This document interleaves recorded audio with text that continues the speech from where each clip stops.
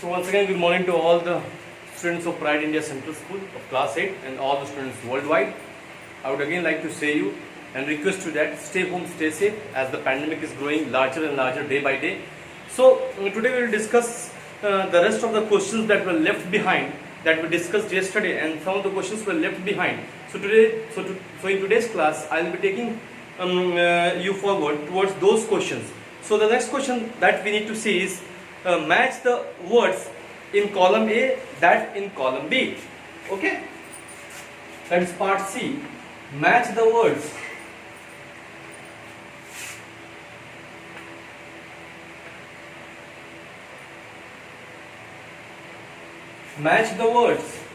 in column A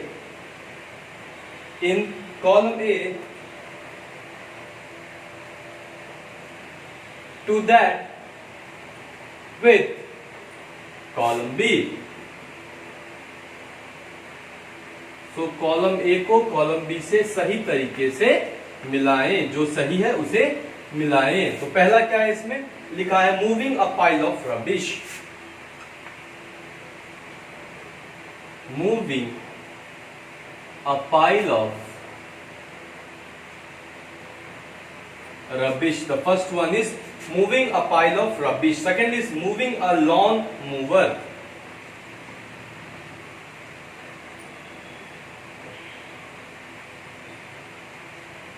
Moving a lawn mower. जो third one दिया हुआ है, that is stretching a spring balance.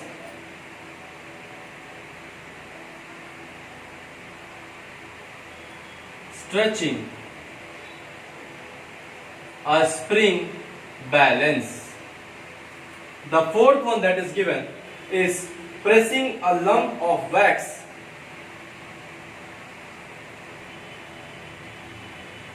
Pressing a wax. Wax मतलब मोमबत्ती का जो होता है उसी को हम wax बोलते हैं. And the fifth one is frictional force.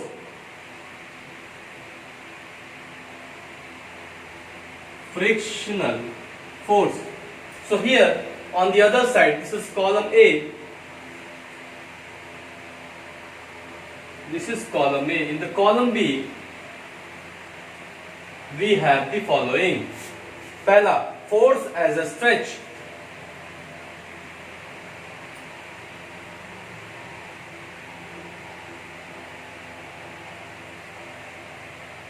दूसरा, force as a squeeze.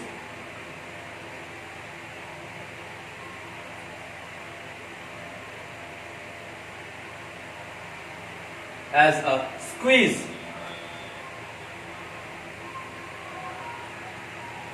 Force as a squeeze. तीसरा, contact force.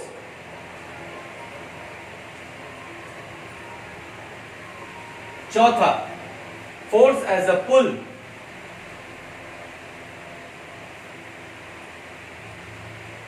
और पांचवा, force as a push. So we need to match column A with column B.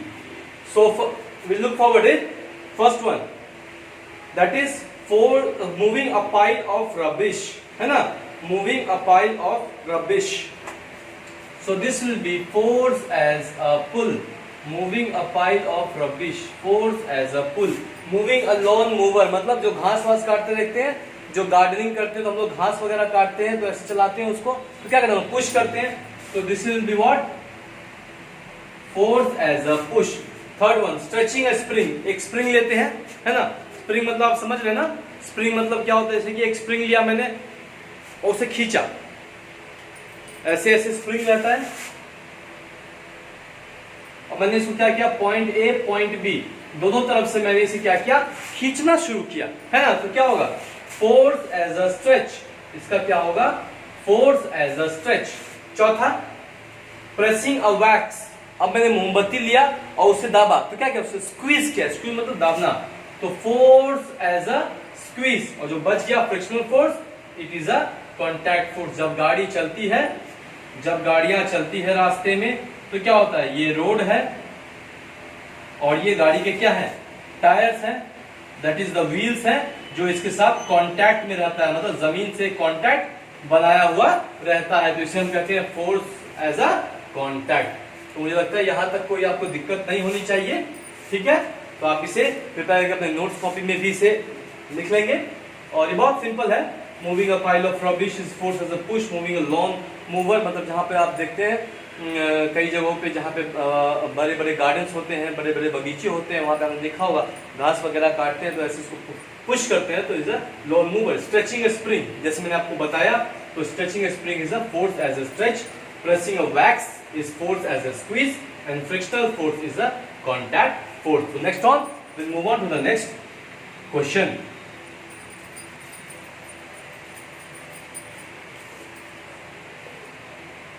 So our next question is answer in few words. Answer only in few words. Okay? Answer only in few words. Answer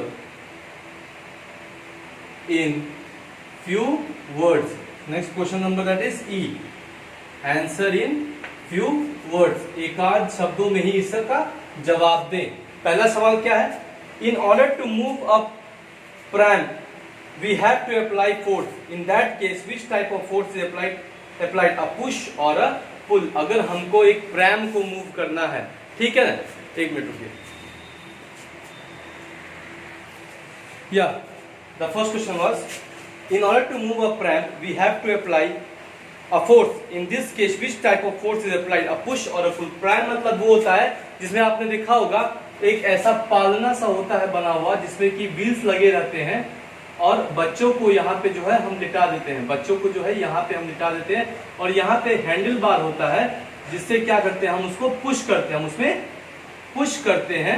अगर उसको आगे धकेलना है, if you have to move, है ना, आगे इस direction में मूव फ्रंट, है ना, अगर हमको मूव फ्रंट करना है तो हमको ये करते हैं, और हमको मूव बैक करना है, if we want to move back we pull it. अब एक ऐसा ही एक तरह का गाड़ी के किस्म का होता है जहां पर बच्चों को लिटा देते हैं।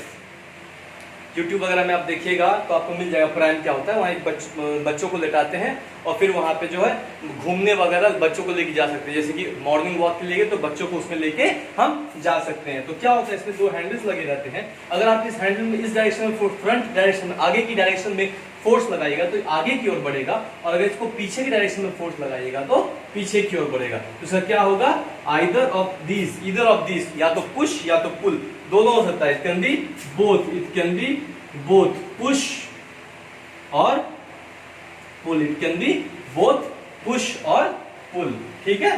क्वेश्चन नंबर 2 की ओर बढ़ते हैं हम लोग। इसमें what will a magnet attract out of these, है ना, अगर एक चुंबक है तो इन सभी में किसको अट्रैक्ट करेगा, मतलब किसको अपनी ओर आकर्षित करेगा। पहला है वुड सेविंग्स, दूसरा है आयरन नेल्स, तीसरा है इरेजर। तो सिंपल सी बात है, इसका क्या होगा, आयरन नेल्स। इसको आयरन नहीं बोलते हैं, इसको आयरन नहीं बोलते हैं, आयरन बोलना गलत है। आयरन नाम का कोई शब्द प्रोनाउंसिएशन नहीं होता अंग्रेजी में, इसको बोलते हैं आयरन, है ना। जैसे कि हम लोग क्या लिखते हैं, HOUR, इसको हावर नहीं बोलते हैं, हावर। कितना, व्हाट इज द टाइम, तो इट्स 2 आवर्स नहीं बोलते, इसको 2 आवर्स बोलते हैं। H जो है यहाँ पे साइलेंट होता है, 2 आवर्स बोलते हैं इसको, ठीक है। वैसे इसको क्या है, इसको आयरन नहीं बोलते हैं, इसको आयरन नहीं बोलते हैं, इसको आयरन बोलते हैं, आयरन नेल्स, ठीक है। तीसरा, what kind of force is exerted by animals, animals के द्वारा, जानवर के द्वारा कौन सा फोर्स लगाया जाता है, तो उसका नाम है मस्कुलर फोर्स, है ना। अगर कोई जानवर किसी को मारना चाहे तो अपने मसल्स का, अपने बल का प्रयोग करता है, अपने मसल्स का प्रयोग करता है ना।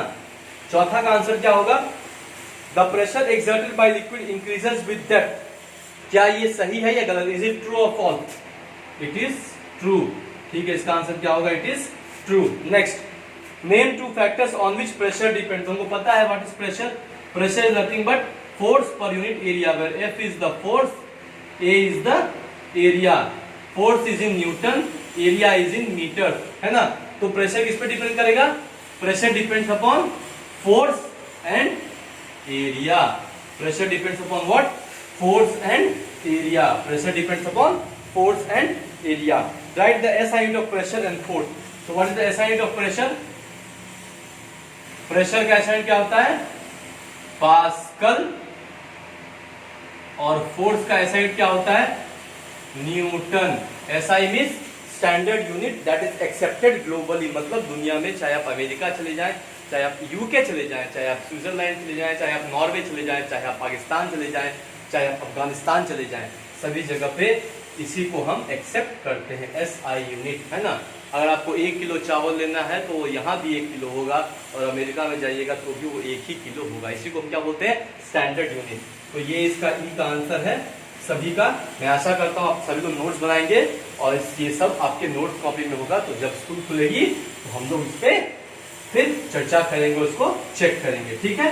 तो चलिए आगे क्वेश्चन आंसर्स की ओर बढ़ते हैं, ठीक है। हम लोग आगे क्वेश्चन आंसर्स की ओर बढ़ते हैं।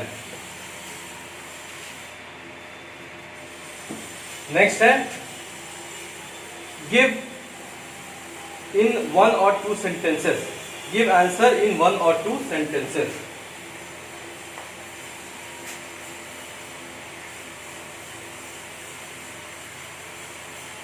Give answer in 1 or 2 sentences.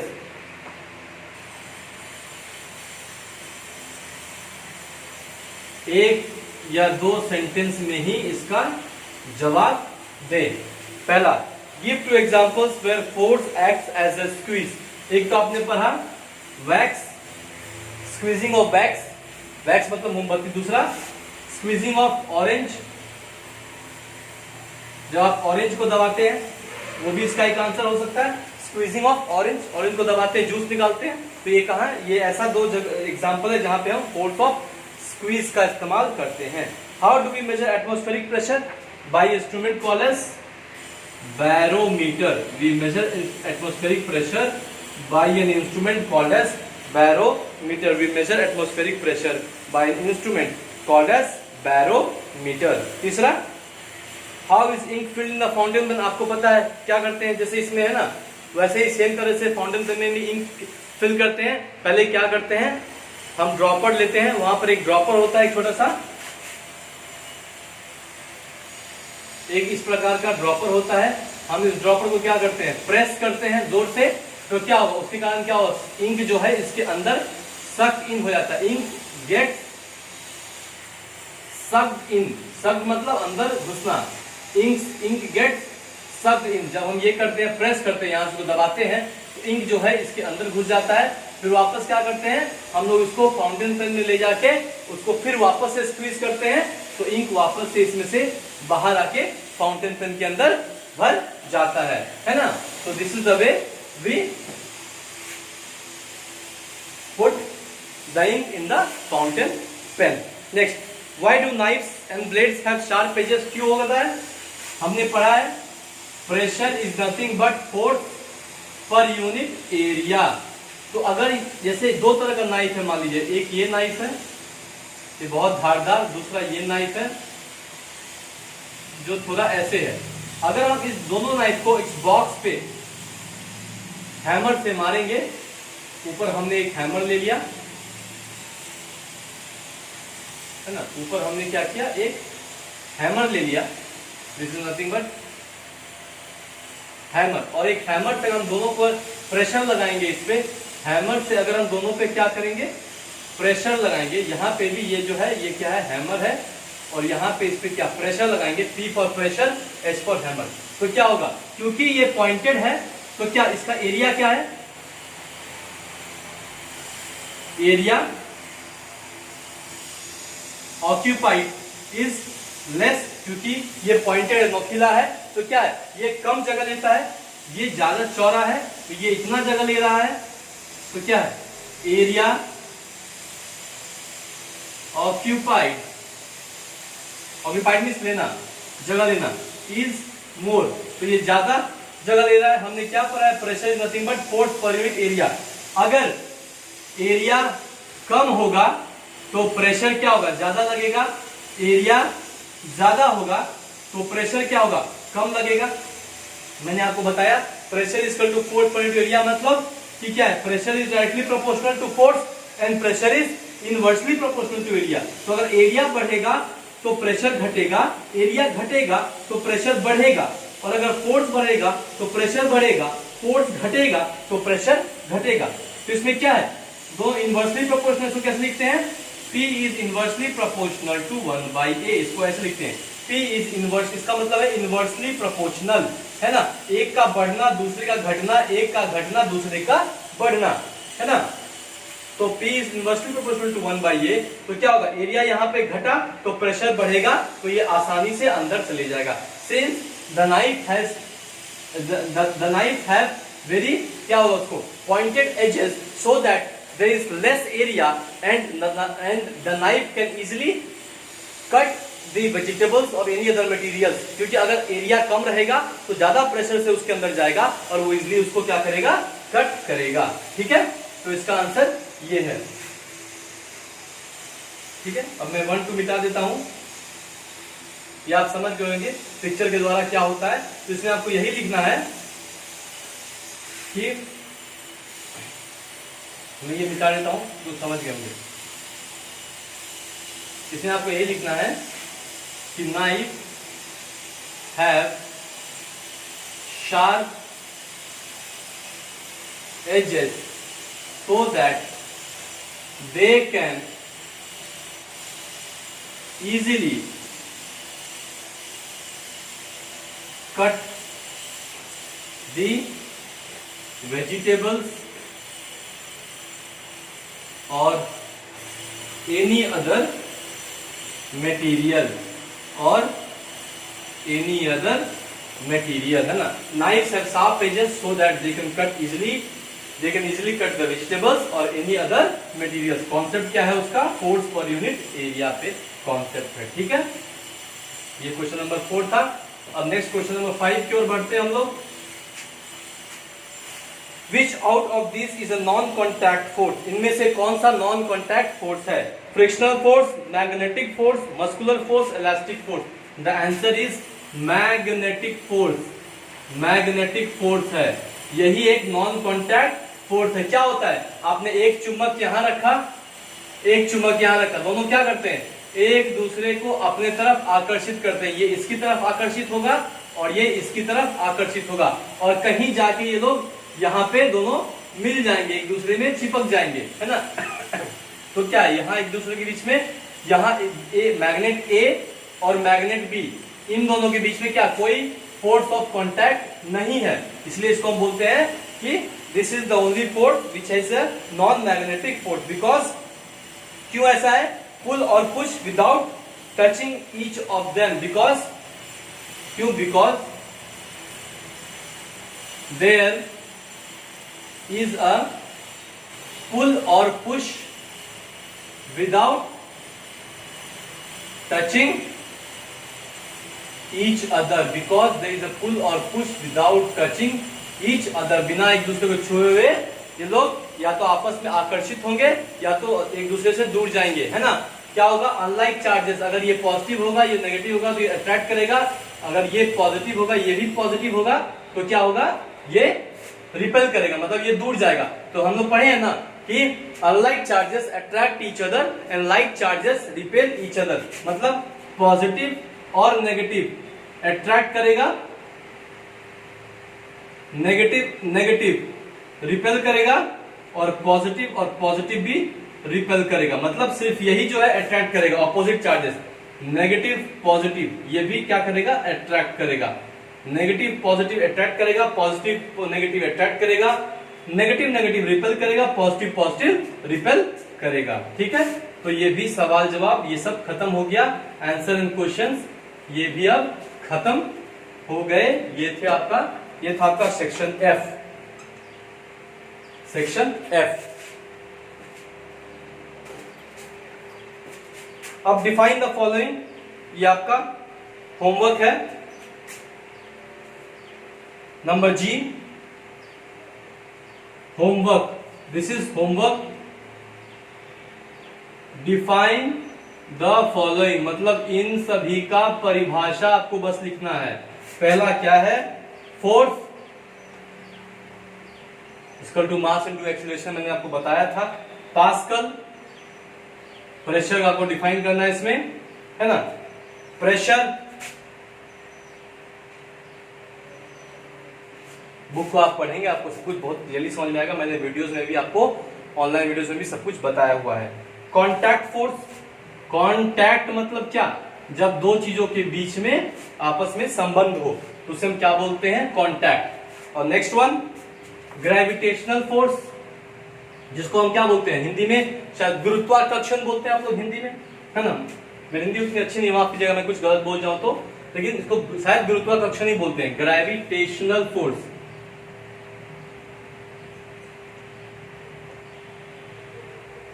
और ऐसे में आपको बता दो हिंदी हमारी राष्ट्रभाषा नहीं है, तो अगर कोई गलतफहमी में है कि भारत की राष्ट्रभाषा हिंदी है, तो हिंदी हमारी राष्ट्रभाषा नहीं है। Gravitational force. और next one atmospheric pressure, ATM pressure मैंने लिख दिया है, मैंने शॉर्ट में लिखा एटमॉस्फेरिक को, एटीएम प्रेशर मतलब एटमॉस्फेरिक प्रेशर। ये एटीएम मशीन आप मत समझ लीजिएगा, वो ऑटोमेटिक टेलर मशीन नहीं होगा ये एटमॉस्फेरिक प्रेशर। इसको आपको करना है ना, ये आपका होमवर्क है। सो नेक्स्ट अगर हम दूसरा होमवर्क है आपका differentiate between, differentiate between, D by W लिखता हूं मैं छोटे में, ठीक है, मतलब अंतर लिखिए ऐसे करके, ए और बी, इसके दोनों के बीच में अंतर लिखिए, डिफरेंशिएट बिटवीन। पहला contact and non contact force,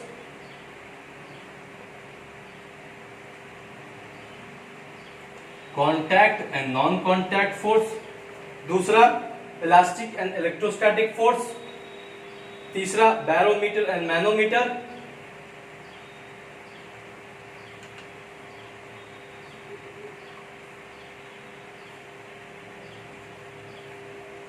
gravitational and magnetic force.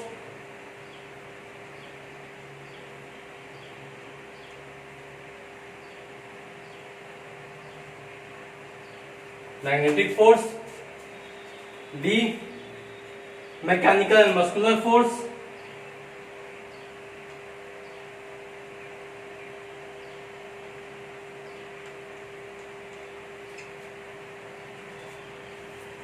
और elastic and electrostatic force.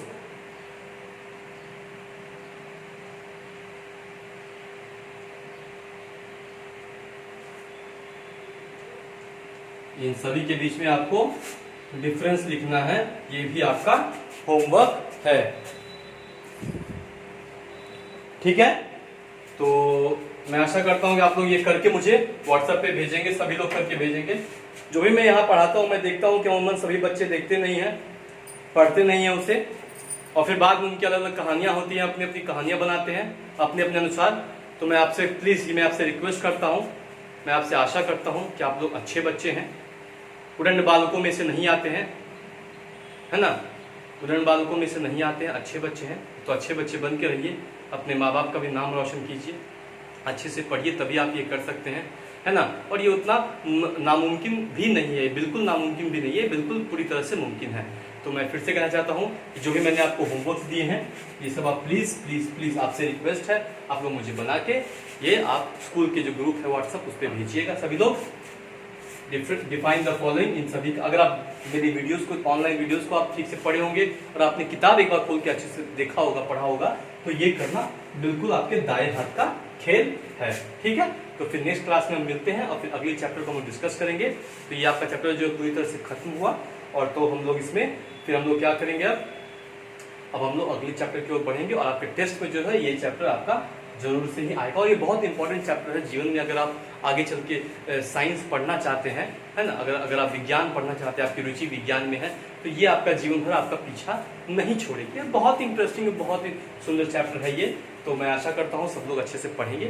Thank you so much to all the students of Pride India Central School for listening me so wholeheartedly, and thank you once again, and I would like to say you that please stay home, stay safe. I am Engineer Kumar Harshvardhan on behalf of Pride India Central School, Rajdhan Khagariya, signing off for today. Thank you so much.